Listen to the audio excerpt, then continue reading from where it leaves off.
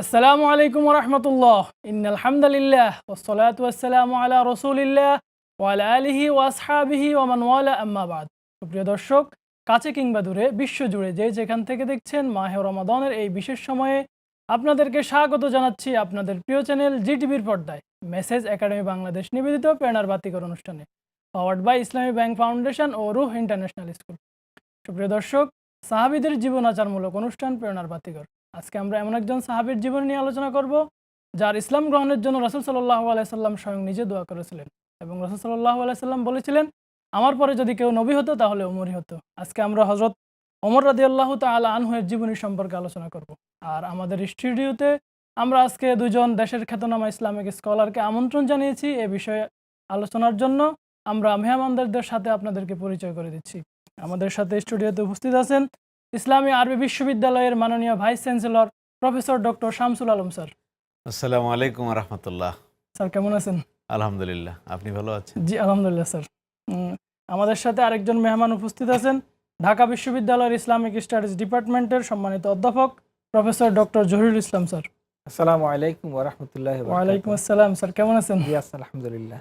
Sir, আমাদের আজকের আলোচনার বিষয় হচ্ছে প্রকাশ্যে ইসলাম প্রচারে হযরত ওমর রাদিয়াল্লাহু তাআলা আনহু।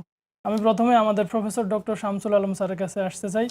স্যার, হযরত ওমর রাদিয়াল্লাহু তাআলা আনহু এর পরিচয় সম্পর্কে আমরা আপনার থেকে শুনতে চাই, তাহলে আমাদের দর্শকরা উপকৃত হবে যদি বলেন। আলহামদুলিল্লাহ, এমন এক ব্যক্তিকে নিয়ে আজকে আমরা আলোচনা করতে বসেছি যিনি নিজেই পরিচিত, এবং আপনি জানেন যে পশ্চিমা দার্শনিক মাইকেল হার্ট একটি বই লিখেছিলেন, জি। দ্য 100, মানে পৃথিবীর সফল 100 ব্যক্তির সংক্ষিপ্ত জীবনী লিখেছেন এবং তালিকা করেছেন। জি। তালিকায় 1 নম্বরে নাম দিয়েছেন মুহাম্মদুর রাসূলুল্লাহ সাল্লাল্লাহু আলাইহি সাল্লাল্লাহু আলাইহি ওয়াসাল্লাম। ওয়াসাল্লাম, আর 4 নাম দিয়েছেন হযরত ওমর ফারুক রাদিয়াল্লাহু আনহুকে। মানে ওনাদের জীবন, সফলতা, ধর্ম, রাষ্ট্র পরিচালনা, কৃতিত্ব সবকিছু মিলেই এগুলো বিবেচনা করা হয়েছে। জি। আর সাহাবী হিসাবে হযরত ওমর ফারুক রাদিয়াল্লাহু আনহু ছিলেন অনন্য। জি। আজকেও আমি আমার একটা ক্লাসে হযরত ওমরকে নিয়ে আলোচনা করেছি। জি। বিধায় পৃথিবী যতদিন থাকবে, সূর্য চাঁদ যতদিন থাকবে, সাহাবীদের নিয়ে আলোচনা হবে। আর আমার মনে হয় খোলাফা রাশিদিনকে নিয়ে সবার আগে আলোচনা হবে, আর আবু বকর ওমরকে নিয়ে বেশি বেশি আলোচনা হবে। জি। বিধায় ওমর রাদিয়াল্লাহু আনহু, ওনার মুসলমান হওয়া, জি। এটা ছিল এক নতুন চাঁদের উদয়ের মতো। জি। এবং এক ব্যক্তির ইসলাম গ্রহণের ফলে যে পরিবর্তন ইসলামে আসছে, সেটা একমাত্র ওমর ফারুক রাদিয়াল্লাহু আনহু। জি। উনি মুসলমান হয়ে বললেন, ফাবিমাল ইখতিফা, কিসের গোপনীয়তা? হে রাসূল, আমরা কি সত্যের পক্ষে নই? জি। হ্যাঁ, আর ওরা কি মিথ্যার পক্ষে নয়? রাসূল বললেন, অবশ্যই। তাহলে কেন গোপনীয়তা? এবং প্রকাশ্যে বেরিয়ে গেলেন। জি। এবং উনি মুসলমান হওয়ার পরেই মুসলমানরা কিন্তু প্রকাশ্যে আজান দেওয়া শুরু করলো। জি। হ্যাঁ, প্রকাশ্যে নামাজ পড়া শুরু একটা করলো। সাহসের সঞ্চার হলো মুসলমান। অবশ্যই। এবং উনি মুসলমান হওয়ার পরেই কাফেররা একটু সমীহ করা শুরু করলো। জি। এবং আগে মুসলমানরা কিন্তু কাবার চারপাশে জটলা করে আড্ডা দেওয়ার সে সাহসী হতো না। ওমর রাদিয়াল্লাহু আনহু যখন মুসলমান হলেন, তারপরে সাহস হলো, মুসলমানরা জটলা করা শুরু করলো। এবং উনি প্রথম ব্যক্তি যিনি মক্কা থেকে মদিনায় হিজরত করার সময় সবাই গোপনে গেছেন, কিন্তু প্রকাশ্যে গেছেন একজন, ওমর ফারুক রাদিয়াল্লাহু আনহু। এবং যাওয়ার সময় বলেছেন, কে তার মায়ের বুককে খালি করতে চায় সে আয়, আমাকে বাধা দে। কিন্তু কেউ বাধা দেওয়ার সাহস পায় না। হযরত ওমর ইসলামের ইতিহাসে এক অনন্য নজির সৃষ্টি করেছেন। এবং আমরা জানি যে ইবলিস একজন সাহাবী দেখলে পালাতো, আর তিনি হলেন ওমর রাদিয়াল্লাহু আনহু। স্যার ধন্যবাদ। আমরা আবার আপনার কাছে আসবো। আমরা আসছি প্রফেসর ডক্টর জহিরুল ইসলাম স্যারের কাছে। স্যার, হযরত ওমর রাদিয়াল্লাহু তাআলা আনহুর যে ইসলাম গ্রহণ, এটার পিছনে একটা সুন্দর ঘটনা রয়েছে, যদি বলতেন তাহলে আমাদের দর্শকরা উপকৃত হবে। জি, নাহমাদু ওয়া নুসাল্লি আলা রাসূলিল কারীম। সকলকে স্বাগত জানাচ্ছি।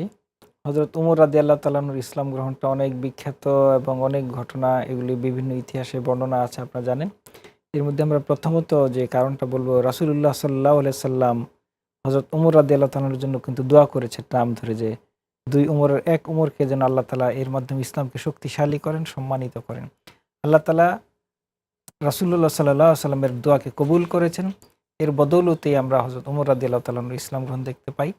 এবং হযরত ওমর রাদিয়াল্লাহু তাআলা আনহুর ইতিহাসে যেটা বিভিন্ন বর্ণনায় আসছে, ওমর রাদিয়াল্লাহু তাআলা ইসলাম গ্রহণের পূর্বেই তার বোন ইসলাম গ্রহণ করেছে এবং তার বোনের ভগ্নিপতি, এবং তিনি সেখান থেকে সূরা ত্বাহা মা আনজালনা আলাইকাল কুরআনা লিতাশকা, খুব সুন্দর একটা সূরা, এই সূরা পড়ে তিনি অভিভূত হয়ে পড়েছেন। জি এটা বিভিন্ন বর্ণনায় আসছে যে কোরআনের আয়াত শুনে তিনি অভিভূত হয়েছেন এবং এর দ্বারা প্রচণ্ডভাবে তিনি প্রভাবিত হয়েছেন, এবং এই আয়াত তিনি কখনো শুনেন নাই এরকম। এবং তিনি তারপরেই রাসূলুল্লাহ সাল্লাল্লাহু আলাইহি ওয়াসাল্লামের সাথে সাক্ষাৎ করার আগ্রহ প্রকাশ করেন এবং সেখানে যান, এবং তিনি সেখানে রাসূলুল্লাহ সাল্লাল্লাহু আলাইহি ওয়াসাল্লামের কাছ থেকে আরও কোরআনের বিভিন্ন আয়াত শুনেন, এবং এরপরে তিনি ইসলাম গ্রহণের প্রকাশ্য ঘোষণা দেন যে আমি ইসলাম গ্রহণ করেছি। এবং ইসলাম গ্রহণের পরে অন্যরা কিন্তু রাসূল সাল্লাল্লাহু আলাইহি ওয়াসাল্লাম কিন্তু সবাইকে লুকিয়ে রেখেছেন, গোপন রাখতে বলেছিলেন। জি হযরত ওমর রাদিয়াল্লাহু তাআলা কিন্তু ইসলাম গ্রহণের পরে কিন্তু এই যে রাসূল হযরত শামসুল আলম স্যার অলরেডি বলেছেন যে তিনি ওই কথাই বলেছেন যে কেন গোপনীয়তা, কেন ইখতিফা বা কেন গোপনীয়তা, এবং এরপরেই এই রাসূলুল্লাহ সাল্লাল্লাহু আলাইহি ওয়াসাল্লাম তাকে কিন্তু ফারুক উপাধি দিয়েছেন। জি জি এবং এটা আমরা একটা হযরত ইবনে আব্বাস রাদিয়াল্লাহু তাআলার একটা হাদিসে এখানে পাই যে তাকে ওমর রাদিয়াল্লাহু তাআলা জিজ্ঞেস করেছিলেন আপনাকে কিভাবে ফারুক উপাধি, সেটার একটা ঘটনা হাদিসে এবং ইতিহাসে বইতে আমরা যেটা পাই।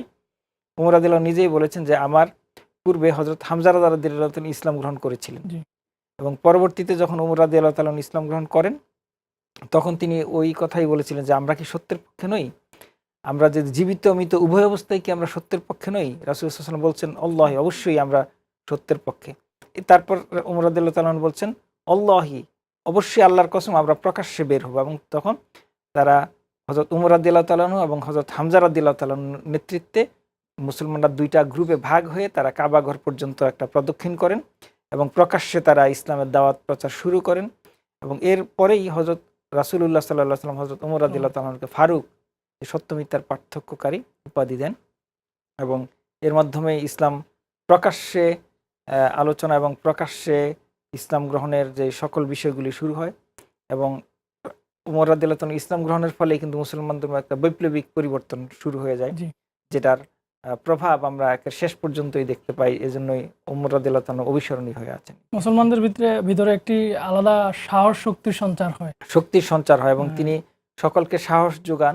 নিজেও যেহেতু তিনি অনেক সাহসী ছিলেন, উনি কাউকে তো ভয় করতেন না, কোনো ক্ষেত্রে ভয় করতেন না। জি স্যার, আপনাকে অসংখ্য ধন্যবাদ। আমরা আবার আসবো আপনার কাছে। আমরা এখন আসছি প্রফেসর ডক্টর শামসুল আলম স্যারের কাছে। স্যার, আমরা হযরত ওমর রাদিয়াল্লাহু তাআলা আনহু-এর জীবনে আলোচনা করছিলাম। তো হযরত ওমর রাদিয়াল্লাহু তাআলা আনহু-এর যুদ্ধের ময়দানে যে অবদান, এটা যদি একটু বলতেন স্যার। হযরত ওমর ফারুক রাদিয়াল্লাহু আনহু মানে ইসলামের প্রত্যেকটা যুদ্ধে অংশগ্রহণ করেছেন জি এবং প্রত্যেকটা যুদ্ধে বীরত্বের উনি ছাপ রেখেছেন। জি এবং যুদ্ধের পরে যে আবার সিদ্ধান্ত নেওয়া, জি মানে কি যারা কারাবন্দী হয়েছে তাদের ব্যাপারে কিন্তু চমৎকার বুদ্ধি তিনি দিয়েছেন। বিশেষ করে বদরের যখন ৭০ জন কাফের আপনার এরেস্ট হলো, বন্দী হলো। তখন রাসূল সিনিয়র সাহাবীদের কাছে পরামর্শ চেয়েছিলেন যে কি করা যায়। জি তখন আবু বকর কিন্তু ছেড়ে দেওয়ার পক্ষে ছিলেন, জি জি যেহেতু উনি নরম লোক ছিলেন, দয়ালু লোক। ওমর বলছেন ছাড়ার প্রশ্নই আসে না, বরং বলছেন যে রাসূল যারা অপরাধী তাদেরকে আমার সামনে আনুন, আমি আদরিব উনুকাহুম, আমি ওদের ঘাড় উড়িয়ে দেব।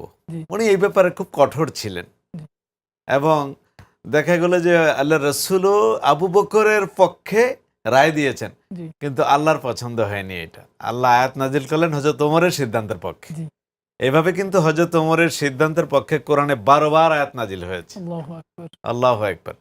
এবং আপনি দেখেন যে প্রত্যেকটা জায়গায় মানে আপসহীন, অন্যায়ের কাছে তিনি মাথা নত করতে পারতেন না। হুদায়বিয়ার সন্ধির সময় সন্ধির মধ্যে মুহাম্মদুর রাসূলুল্লাহ লেখা হয় না, উনি গর্জন করে উঠলেন যে ইম্পসিবল, এটা আমরা মানব না।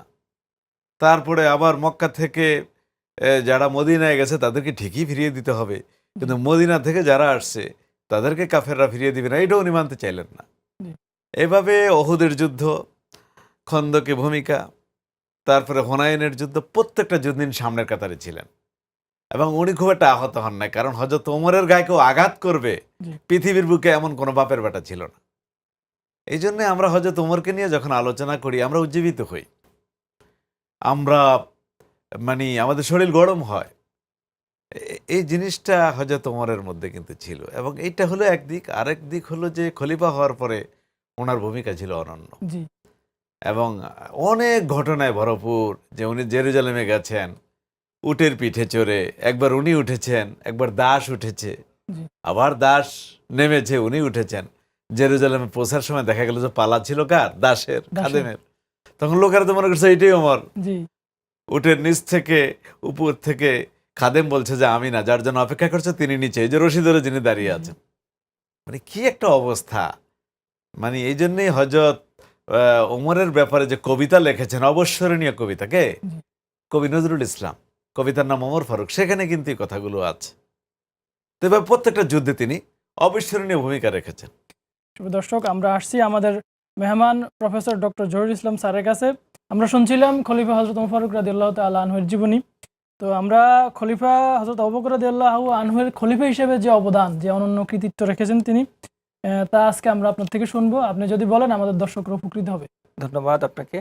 হযরত ওমর রাদিয়াল্লাহু তাআলা আনহুর সময়কালটা অনেক দীর্ঘ সময় ছিল, খেলাফতের দায়িত্বকালটা, এবং তিনি ইসলামকে প্রতিষ্ঠা করার জন্য সর্বাত্মক চেষ্টা করেছেন এবং ইসলামের যে প্রত্যেকটা সেক্টর, প্রত্যেকটা ক্ষেত্রকে তিনি একেবারে পরিপূর্ণভাবে বাস্তবায়ন করার জন্য সর্বাত্মক চেষ্টা করেছেন।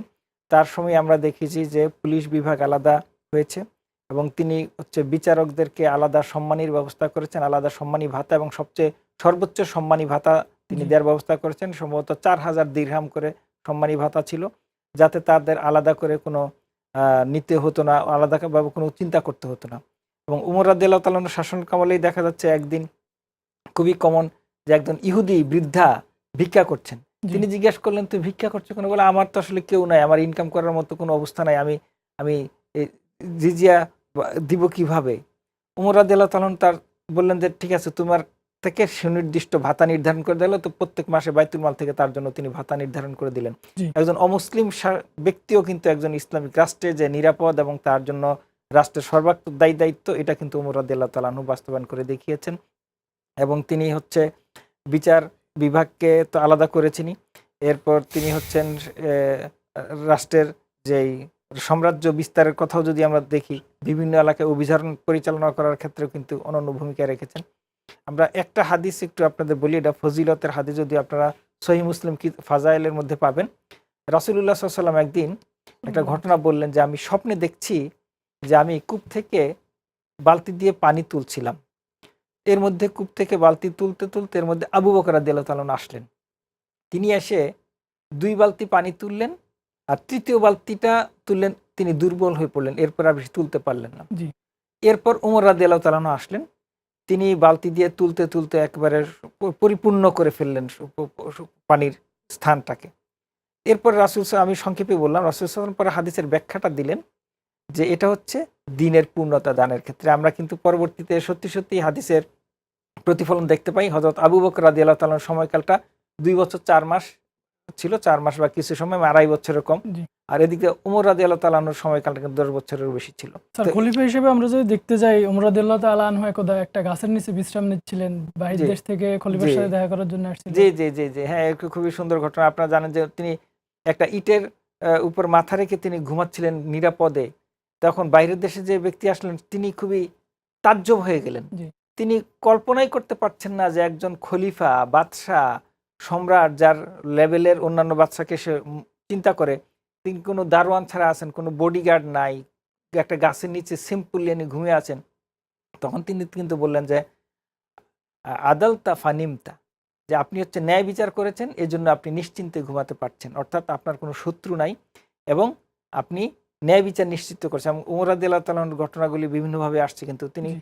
একেবারেই রাত্রিতে নিজের প্রজাদের অবস্থা দেখার জন্য নিজে একা বেরিয়ে যেতেন। এবং এটা খুবই একটা ঘটনা, আপনারা জানেন যে তিনি নিজের কাঁধে বহন করে বস্তাটা নিয়ে গেছেন। এটা আমরা বিভিন্ন হাদিসের বিভিন্ন বর্ণনায় পাই, সিরাতের গ্রন্থ থেকে।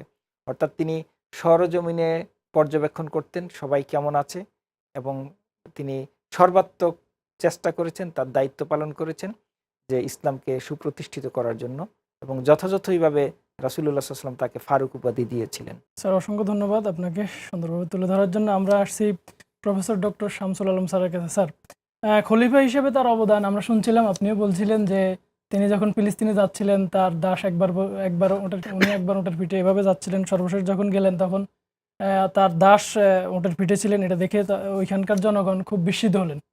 তো খলিফা হিসেবে তার আরো অনন্য অবদান রয়েছে। তো একটু যদি বলতেন আপনারা, আমাদের দর্শকরা উপকৃত হবে। আসলে হযরত ওমর ফারুক রাদিয়াল্লাহু আনহুর খলিফার মেয়াদ 10 বছরের একটু উপরে ছিল, জি কিন্তু বলতে গেলে তো এটা কয়েক বছর বলা লাগবে। জি মানে এতটা শৌর্য বীর্য, এতটা ঐশ্বর্যে ভরা ছিল, বিশেষ করে মানুষ যে আদল পেয়েছিল, ইনসাফ, জি। এটা ছিল অনন্য। এরপরে পৃথিবীতে কোনো এতটা আদল প্রতিষ্ঠা করতে পারেনি। জি এবং তখন বলা হয় হযরত ওমরের সময় বাঘে আর ছাগলে একসাথে পানি পান করেছে। জি আল্লাহু আকবার। আল্লাহু মানে আকবার। বাঘেরও সাহস হয় না ছাগলের উপর আক্রমণ করবে। এবং একবার মসজিদের মধ্যে খুতবা দিচ্ছিলেন, একজন নারী হযরত ওমরকে থামিয়ে দিলেন, এরম শক্তিশালী শাসককে। কারণ ওমর বলছিলেন, হে মেয়েরা, তোমরা এই মহারণার দাবিটা একটু কমাও না, জি তাহলে তো বেশি বেশি বিয়ে হইতে পারে, ছেলেরা বিয়ে করতে পারতেছে না। তখন এক মহিলা দাঁড়িয়ে বলল যে আল্লাহ যে অধিকার দিয়েছে আপনি কমানোর কে? জি হযরত ওমর আত্মসমর্পণ করলেন যে আমার বোনের কাছে আমি হেরে গেলাম। মানে যেমনটি ছিল সাহসী। আবার আমরা কিন্তু খুতবায় শুনে থাকি, আসাদ্দুহুম ফি দীনিল্লাহি ওমর, আল্লাহর দ্বীনের ব্যাপারে ওমর ছিলেন সবচেয়ে কঠোর। জি মানে দ্বীনের একটা শরিয়ার ব্যাপারে কেউ বাড়াবাড়ি করবে, ছাড় দিতে হবে, এই ব্যাপারে উনি কখনোই রাজি ছিলেন না। তো বিধায় ওনার শাসনের মধ্যে সবচেয়ে বেশি বিজয় হয়েছে হযরত ওমরের সময়। জি তখন পৃথিবীর দুটি পরাশক্তি ছিল, পারস্য পরাশক্তি, রোম পরাশক্তি, দুটোটাই ওনার সময় বিজিত হয়েছে মুসলমানদের হাতে। এবং সমগ্র দুনিয়া তখন অপেক্ষা করতো যে ওমরের লোকেরা এসে আমাদেরকে নিয়ে নেয় না কেন, জি আমরা সেই আদালতের মধ্যে, আমরা সেই ইনসাফের রাষ্ট্রের মধ্যে ঢুকে যেতে চাই। এজন্য মুসলমানরা যেদিকেই ঘোড়া চালিয়ে চলে গেছে, কোথাও কোনো বাধার মুখোমুখি হয় নাই, সব জায়গায় বিনা যুদ্ধে বিজয়ী হয়েছে। এই জন্য হযরত ওমরকে আমাদের বারবার মনে পড়ে। আবার যদি বাংলাদেশ, দুনিয়া আর একটা ওমরকে পেত, আমাদের মধ্যে ইনসাফের কত ঘাটতি, আমাদের দেশে তো জুলুমে ভরপুর, এসব দেখে আমাদেরকে বারবার হযরত ওমরের কথাই মনে পড়ে যায়। জি, স্যার। স্যার আপনাকে অসংখ্য ধন্যবাদ। আমরা আসছি প্রফেসর ডক্টর জহিরুল ইসলাম স্যারের কাছে। স্যার, হযরত ওমর ফারুক রাদিয়াল্লাহু তাআলা আনহু সাহাবী হিসেবে ওনার যে মর্যাদা, রাসূল সাল্লাল্লাহু আলাইহি সাল্লামের সংস্পর্শে ছিলেন, খলিফা ছিলেন, ওই হিসাবে ওনার যে আলাদা একটা বিশেষত্ব, মর্যাদা যদি একটু বলতেন স্যার। হযরত ওমর রাদিয়াল্লাহু তাআলা একজন সাহাবী হিসেবে তো অনেক মর্যাদাবান ছিলেন। আমরা যদি দেখি রাসূলুল্লাহ সাল্লাল্লাহু আলাইহি ওয়াসাল্লাম তাকে ফারুক উপাধি দিয়েছেন, জি এবং আমরা দেখি রাসূলুল্লাহ সাল্লাল্লাহু আলাইহি ওয়াসাল্লাম, ওই হাদিসটা অবশ্য উল্লেখ করা হয়েছে যে আমার পরে কোনো নবী হবে না, কিন্তু কেউ যদি নবী হতো তাহলে কিন্তু ওমর হতো। মানে যোগ্যতার মাপকাঠিতে তিনি এমন পর্যায়ে পৌঁছেছিলেন। এবং আমরা দেখি কোরআনের বিভিন্ন আয়াত উনি যেই সিদ্ধান্ত দিয়েছেন সেই সপক্ষে নাজিল হয়েছে, যেমন বদর যুদ্ধের ঘটনাটা যেমন বলা হলো। এবং এরপরে আমরা দেখি যে হিজাবের বিষয়টা যখন নাজিল হলো, রাসূলুল্লাহ সাল্লাল্লাহু আলাইহি ওয়াসাল্লামের স্ত্রীদের হিজাবের প্রসঙ্গটা, উনি কিন্তু এই প্রসঙ্গটা রাসূলের কাছে বারবার বলছিলেন।